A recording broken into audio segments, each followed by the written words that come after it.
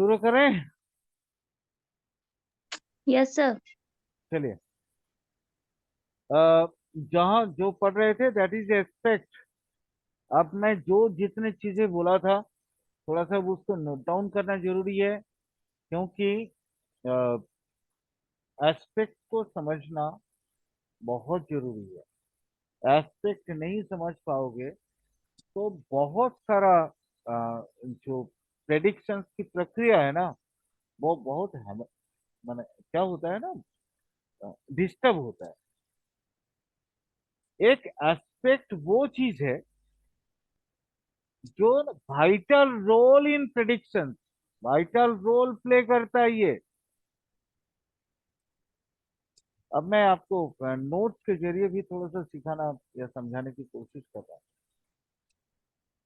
ऐसे तो normally it's well known, ये सब जानते हैं कि that all planet aspect the seventh house from their placement. मैं इसी में बात कर रहा था, इसी चीज के लिए बात कर रहा था।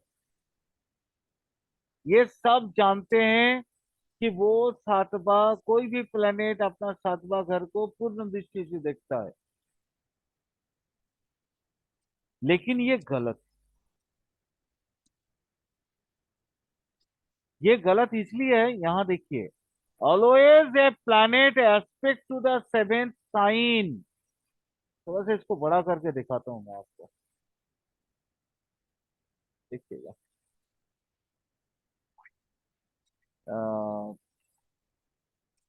साइन थोड़ा सा बड़ा करता हूं। दिख रहा है? जी। ये देखिए। Always a planet aspect to the seventh sign.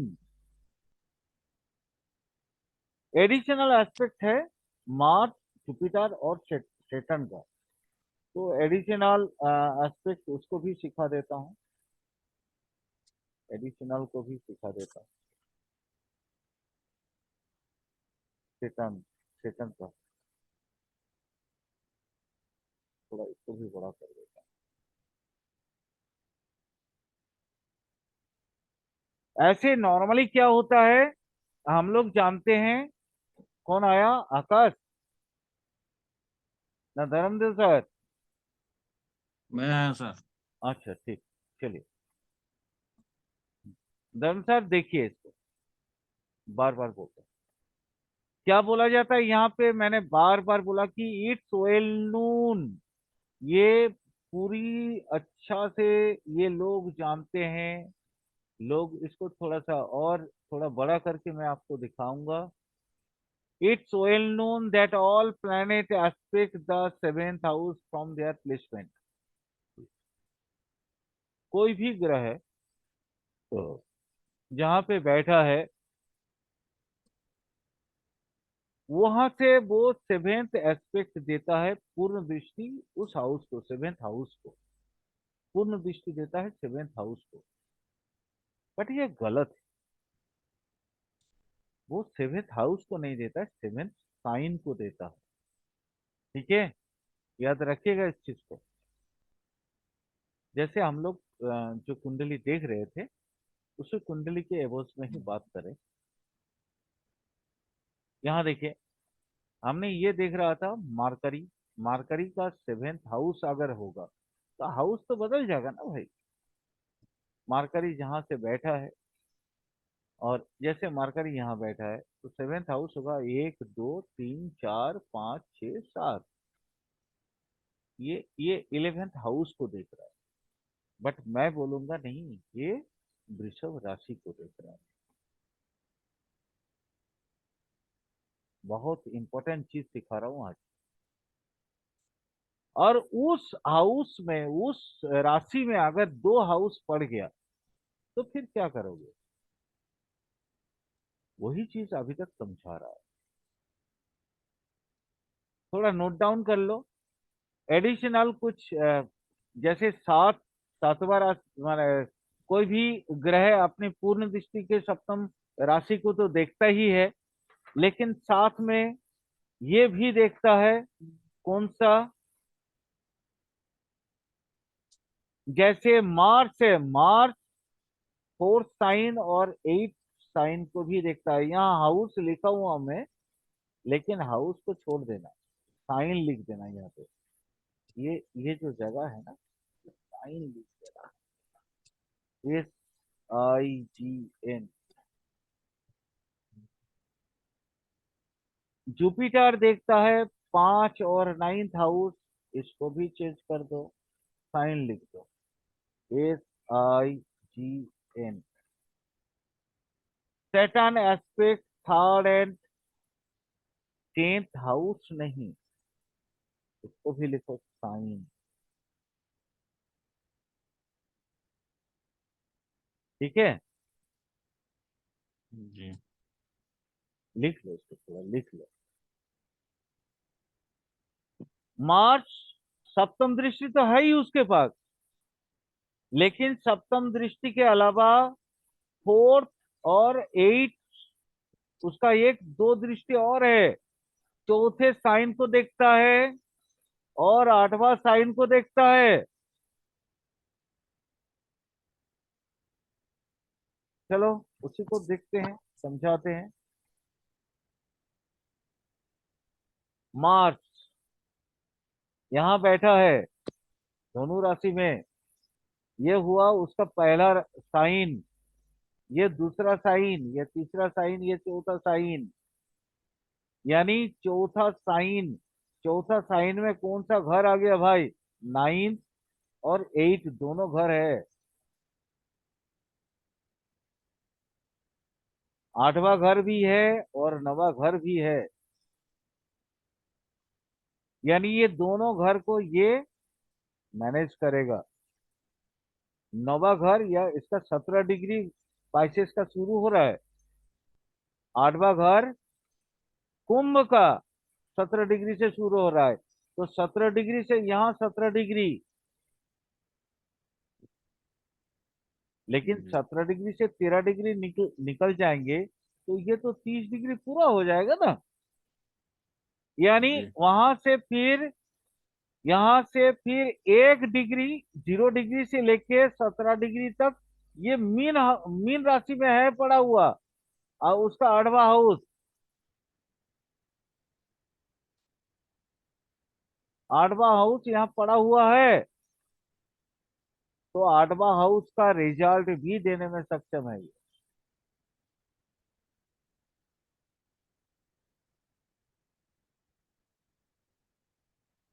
ये कार्य कारण का कार्य जब जब बनेगा, तो उसके पीछे कारण को भी, लॉजिक को भी समझना जरूरी है। कार्य और कारण होता है, कोई भी कार्य होने से पहले उसके कारण भी होते हैं। तो ये कारण यही है कि अगर मार्स को देखते हैं, तो ये चौथा हाउस प्लस 5, 6, 7, 8 असेंडेंट को भी वो प्रभावित करेगा। क्यों? मैंने यहाँ पे बोला ना, 4th and 8th sign. Mars Mars जो है 4th और 8th साइन, ये दोनों को दृष्टि के द्वारा प्रभावित करता है।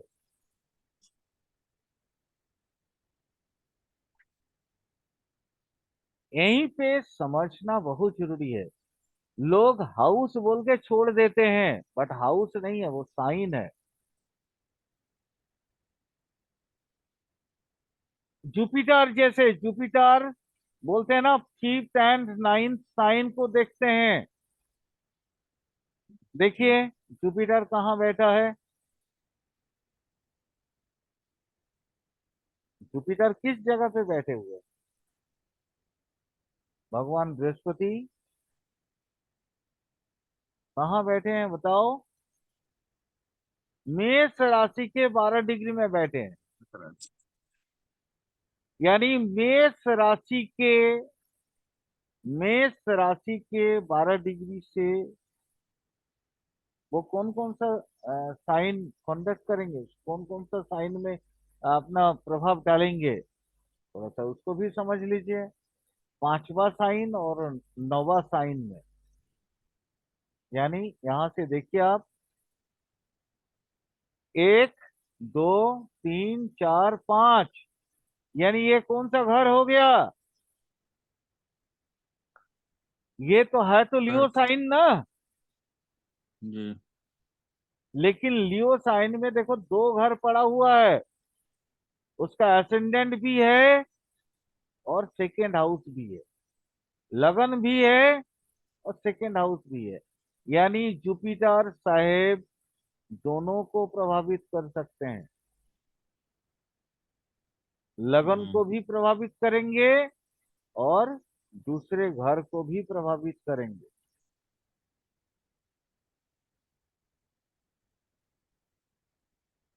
तीसरा, एक और स्पेशल साइन किसका आता है? सेटन का। नाइन्थ। सेटन का। सेटन का। Saturn aspect third and tenth sign.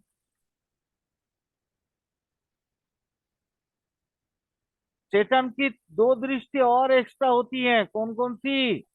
एक तीसरे घर को देखना, और ये 10वां घर को देखना। यहाँ घर मतलब हाउस नहीं, बार बार बोल रहा हूँ, साइन है। राइस। साइन है। यानी आप वहां पे जब भी उसके दशा अंतर्दशा आएगा तो ये को प्रभावित करेगा। शनि कहाँ पे बैठा है? यहाँ देखो, मकर राशि के 10 डिग्री में बैठा है। मकर राशि के 10 डिग्री में कौन कौन सा प्रभावित करेगा? ना पांचवा, तीसरा और 10वां। तीसरा और 10वां। यहाँ 1 2 3, यानी यहाँ 3 में पड़ा हुआ जुपिटर को भी शनि प्रभावित करेगा और 10वां हाउस को भी प्रभावित करेगा। हम्म। यानी जुपिटर का आप जब काशफल सबलॉर्ड का हिसाब से जुपिटर की जब कार्य निकालोगे, उसके कारकत्व निकालोगे, तो फिर आपको सेटर्न को दिमाग में रखना पड़ेगा। जब जुपिटर का डीवीएट चलेगा तो हो सकता है वो सेटर्न उसके द्वारा प्रभावित हो। जुपिटर से माने जुपिटर सेटर्न के द्वारा प्रभावित हो।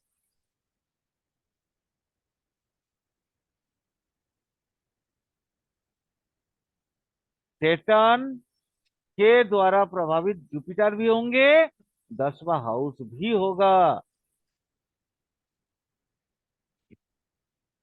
सेटर्न का एक और दृष्टि है, 1 2 3 4 5 6 7 8 9 10, यानी वेनस भी प्रभावित होगा और ये फिफ्थ हाउस भी प्रभावित होगा। और क्योंकि देखिए, तुला का 19 डिग्री से ये क्या कहते हैं, वृश्चिक का 21 डिग्री तक का ये फोर्थ हाउस है।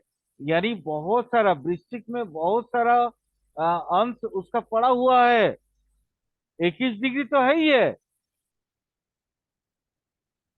यानी सेटर्न ये फोर्थ हाउस को भी प्रभावित कर सकता है।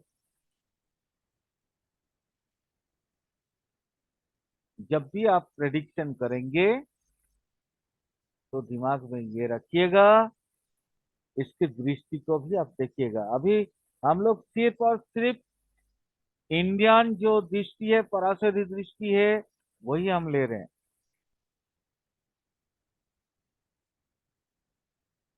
और ये मैंने पूरे प्रैक्टिकल लाइफ में ये चीज को प्रभावित करता हुआ पाया है।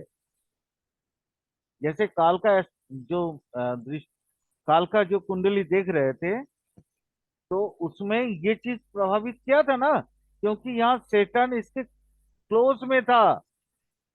सेटन वृषभ राशि, सेटन कौन सा 29 डिग्री में था, और ये वृषभ राशि में दो हाउस पड़ा हुआ था। तो दोनों को उसने प्रभावित किया था, 6 और 7 दोनों को। याद है ना? काल का कुंडली याद है तो? जी। नहीं है तो फिर कुंडली खोल के और दिखाएंगे एक बार। ये ना। तो ये है दृष्टि का मैटर, इसको समझना बहुत जरूरी है। दृष्टि बहुत ज्यादा प्रभावित करता है साइन को, कोई भी प्लेनेट का दृष्टि। ये तो हम सिर्फ अभी इंडियन ही देख रहे हैं, वेस्टर्न भी देखेंगे, वेस्टर्न दृष्टि को भी लेंगे हम लोग। लेकिन सबसे पहले एक किसी एक में तो मास्टरी हो जाए, इंडियन में तो मास्टरी हो जाए, क्योंकि प्रेडिक्शंस कभी बहुत ज्यादा डिस्टर्ब हो जाता है। अगर आप दृष्टि को पूरी तरह से समझ नहीं पाओ तो चीजें जैसे कल वो साहब बता रहे थे ना कि मेरी शादी 9/12/1999 में क्यों हुआ था बताओ।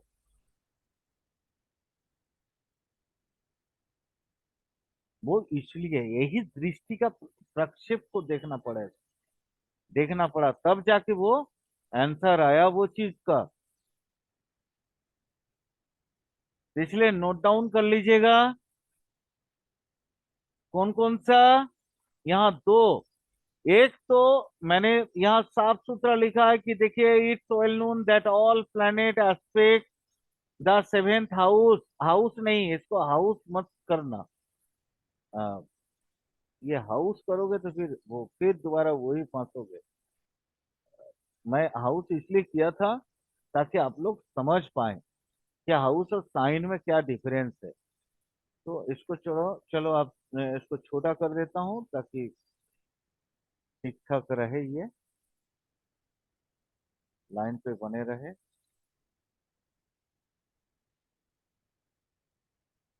ठीक है।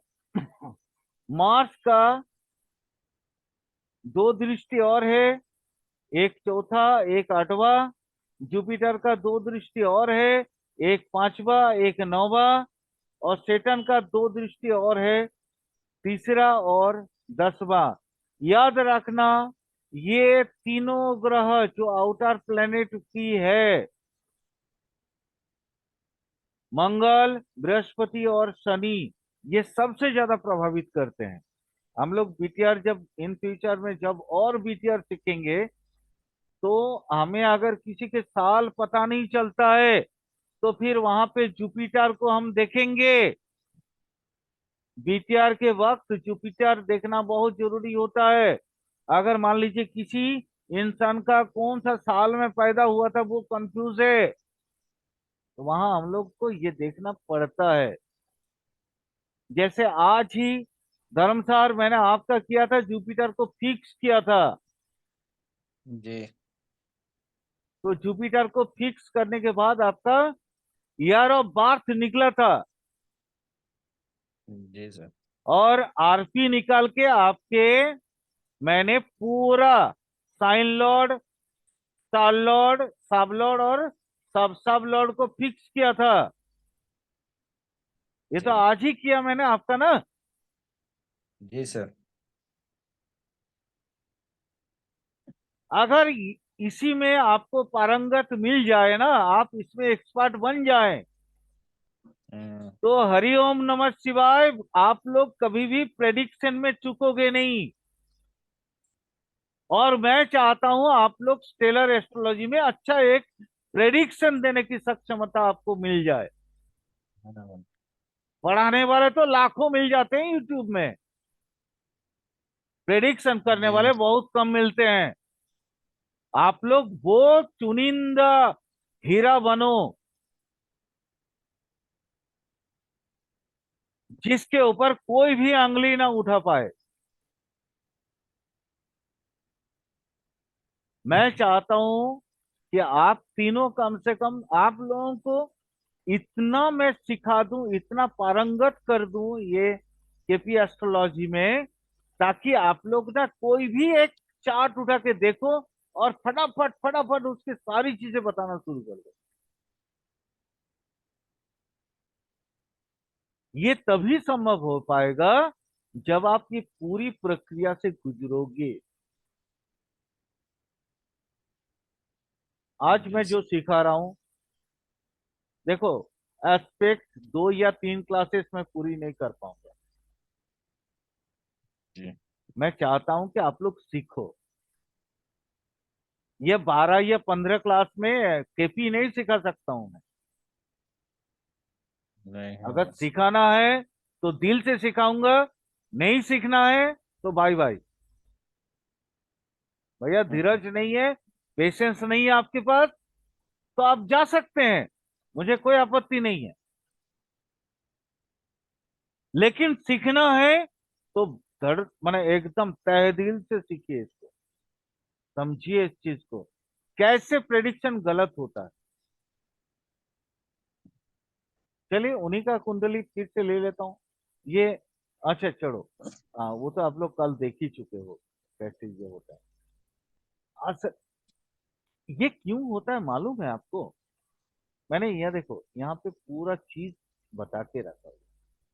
असल में क्या होता है कि हमारी ये निरायन सिस्टम में, सिडेरियल सिस्टम में या निरायन पद्धति में क्यों होता है कि एक हाउस में 30 डिग्री का हम लोग कंफर्म मान लेते हैं, बट हाउस बदलता है ना भाई। क्योंकि प्लासीदास, जब केपी ने प्लासीदास सिस्टम को लिया, तो एक हाउस वो या लेस या मोर देन 30 डिग्री हो सकता है।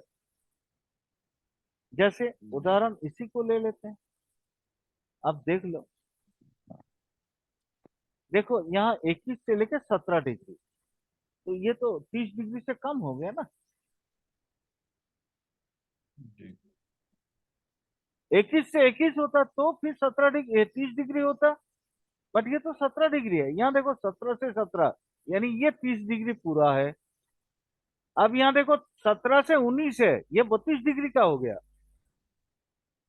जी यहाँ देखो 19 से 21 है, ये भी 32 डिग्री का हो गया। अब यहाँ देखो 21 से 22 है, 31 डिग्री का हो गया। यहाँ 22 से 21 है, यानी 29 डिग्री का ये हाउस पड़ा है। यहाँ देखो 21 से 17 डिग्री, यानी ये 4 डिग्री कम हो गया, 26 डिग्री का एक हाउस हो गया। यहाँ देखो 17 से 17, फिर 30 डिग्री का हुआ। और यहाँ देखो 17 से फिर 19, ये 32 डिग्री का हो गया। 19 से 21, फिर ये आप फिर 32 डिग्री का हुआ। ये 21 से 22, देखो 31 डिग्री का हो गया। यहाँ 22 से 21, यानी 12वां 29 डिग्री का हो गया।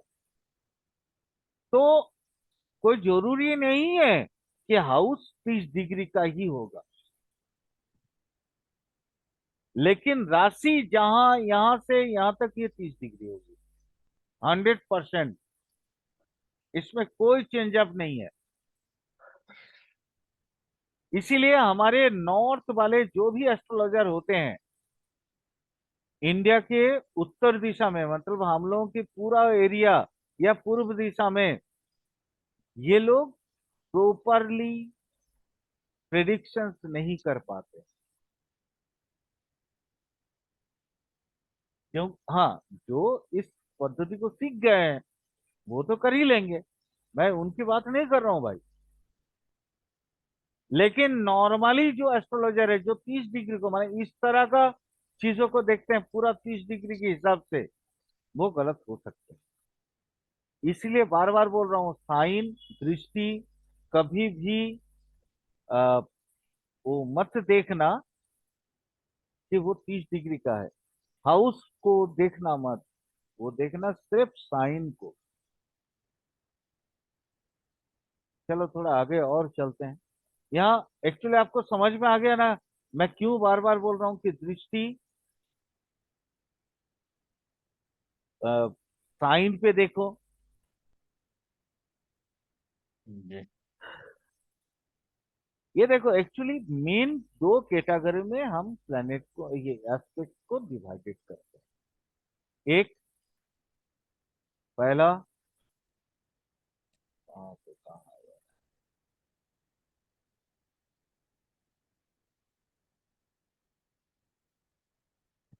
वही जो चीज मैं अभी आपको बता रहा था कि by sidereal aspect, suppose any planet is there from a respective planet placement, then we can say that planet is in aspect. जैसे यहाँ 9 डिग्री से 9 डिग्री होगा तो पूरा 100, जैसे मार्करी है ना, तो मार्करी यहाँ देखो धनु के 9 डिग्री में है, यानी मिथुन का 9 डिग्री में वो पूरा पूरा दिखाई देगा, है ना। लेकिन 7-8 डिग्री का इधर उधर भी दिखाई देगा पूर्ण दृष्टि में। तो अगर हम प्रॉपरली देखें तो उस हिसाब से अब मैं आप लोगों को कंक्लूजन दे रहा हूं। यानी जैसे मैं अभी इससे पहले क्या बोला था, 9 डिग्री, 9 डिग्री मतलब कहाँ पे, वो 21 डिग्री से लेके 22 डिग्री, यानी 22 डिग्री से बहुत पहले 9 डिग्री आ जाएगा। तो बेसिकली वो 11th को ज्यादा प्रभावित करेगा, 22 को कम करेगा, ये 12वां हाउस को कम करेगा। अब यहाँ पे ये देखना है कि स्ट्रॉन्गेस्टली वो किसको प्रभावित करेगा। जैसे यहाँ देखिए मार्स 15 डिग्री में है, वो 15 डिग्री यहाँ पे आएगा पूर्ण दृष्टि, 15 से या 8 डिग्री के अंदर आएगा, यानी 11 को भी करेगा और 12 को भी करेगा। समझ में आ रहा है ना, समझ में आ रहा है तो। जी सर।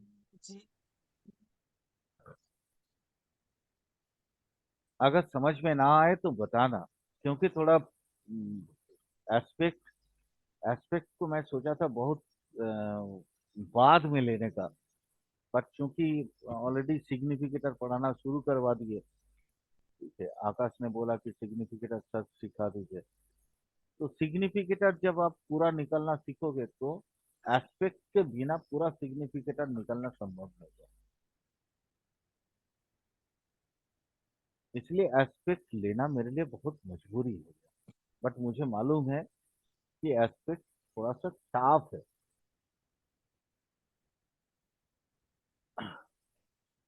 अब जैसे ही यहाँ हमने एक्स्ट्रा जो दिए थे,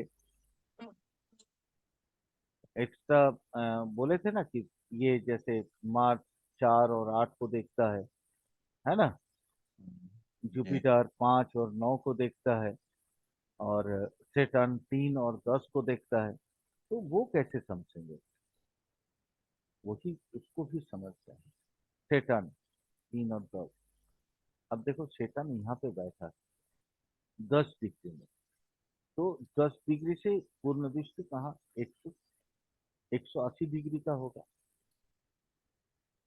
सेटर्न यहाँ 10 डिग्री इस राशि का, 1, 2, 3, यानी ये 10 डिग्री में आए। जुपिटर 12 डिग्री में है, यानी सेटर्न पूरी तरह से जुपिटर पे कंट्रोल रखा हुआ है।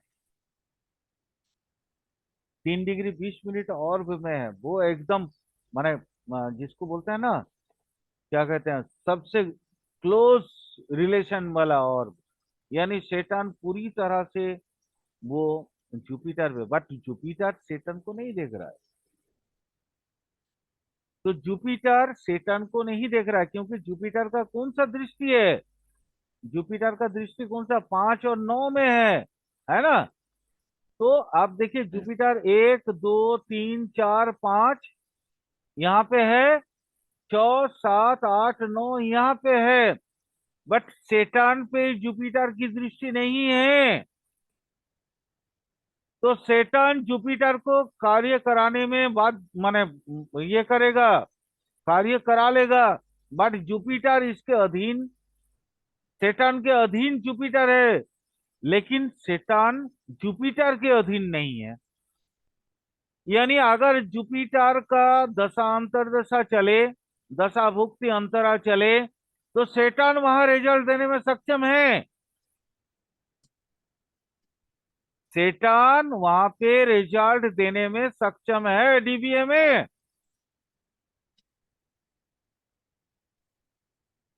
बार बार याद रखना इस बात को। मैं क्यों एस्पेक्ट की इतना माने क्या बोलते हैं, इतना ज्यादा चिल्ला चिल्ला के क्यों बोल रहा हूं? लेकिन जुपिटर, सेटान की दशा अंतरदशा या दशा भुक्ति अंतरा में जुपिटर का कोई काम नहीं होगा, कोई रोल नहीं होगा। बट जुपिटर का दशा भुक्ति अंतरा में सेटान का रोल पूरा का पूरा होगा। सेटन सेटन यहां देखो, सेटन नॉर्मली हम लोग कारकत्व तो देख लेते हैं। सेटन की कारकत्व तो देखो, 9 7 8, यानी जुपिटर की दशा भुक्ति अंतरा में 9 7 8 का काम वो करवा लेगा सेटन ने। सेटन अनटेनेंटेड है, तो सेटन किस किस का देख लो, सबलोड बना हुआ है।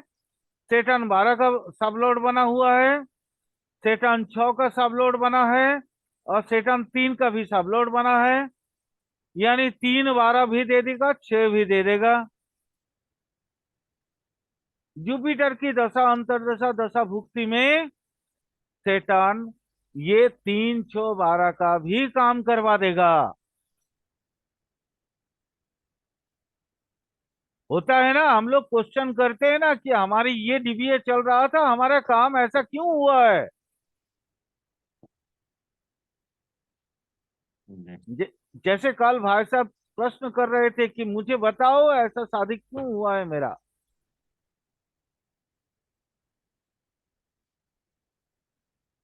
यही है उसका आंसर।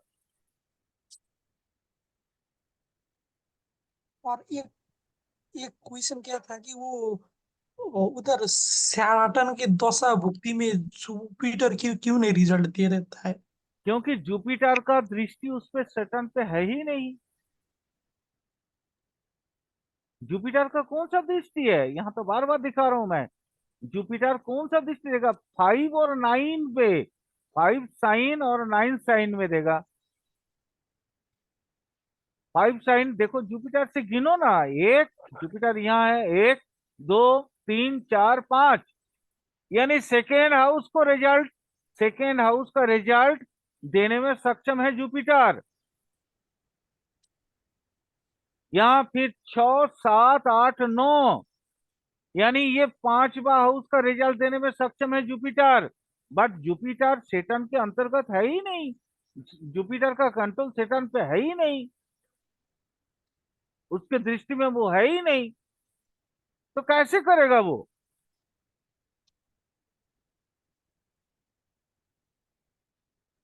आया समझ में आकाश बाबू?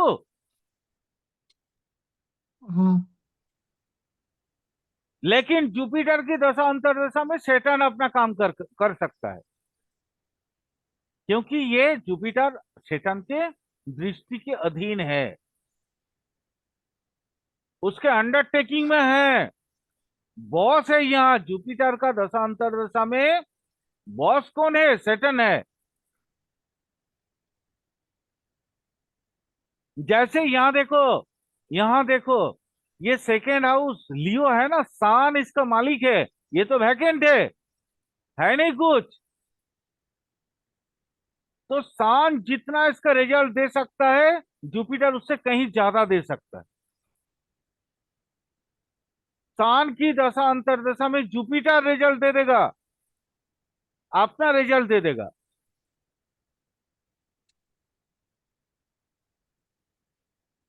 एक एक क्वेश्चन क्या था कि गुरुजी, जैसे कि वो सैटर्न जुपिटर को देख रहा है तो वो सैटर्न जुपिटर का रिजल्ट देना चाहिए ना। जैसे कि वो जुपिटर इसको सेटन तो अपना नहीं दे रिजल्ट देगा बाबा, उसका रिजल्ट काय को देगा? मैं आपसे मेरा क्योंकि काम करने के लिए बोलूंगा ना, आपका काम मैं क्यों करने जाऊं? आप अगर मेरे कंट्रोल में हो तो आकाश, मैं बोलूंगा आकाश बाबू मेरा ये काम करवा दीजिए। लेकिन मैं अगर आपके कंट्रोल में हूं तो आप बोलोगे गुरुजी मेरा ये काम करवा दीजिए ना, और मैं इनकार नहीं कर पाऊंगा। इसी को बोलते हैं दृष्टि।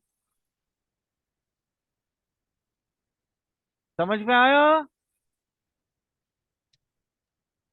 हाँ। पूर्ण दृष्टि एक दूसरे पे होता है, पूर्ण दृष्टि एक दूसरे पे होता है। कोई भी प्लैनेट, जैसे यहाँ जुपिटर है ना, 12 डिग्री में मेष राशि का, 1 2 3 4 5 6 7, यहाँ 12 डिग्री में अगर कोई ग्रह होता तो जुपिटर का उसके साथ आपस में रिलेशन बनता। यहाँ मान लीजिए 12 डिग्री में सेटन बैठा था, तो सेटन का काम जुपिटर करता, जुपिटर का काम सेटन करता। या मान लीजिए उसमें से भी, यहाँ हम लोग फिर उसके बाद नेचुरल मेलिफिक नेचुरल बेनिफिक देखेंगे। उसके बाद हम देखेंगे कौन सा उच्चस्थ ग्रह है, कौन सा नीचस्थ ग्रह है। यही समझिए, तुला में अगर बृहस्पति हो जाता, यहाँ पे सेटन हो जाता, तो फिर सेटन जुपिटर का काम, जुपिटर पे उतना महत्व तो नहीं रखता, जुपिटर उससे काम करवा लेता। क्योंकि जुपिटर पावरफुल था उस समय, क्योंकि ये नीचस्थ था, यहाँ पे सेटन मेष राशि में जाके नीच का बन जाता है।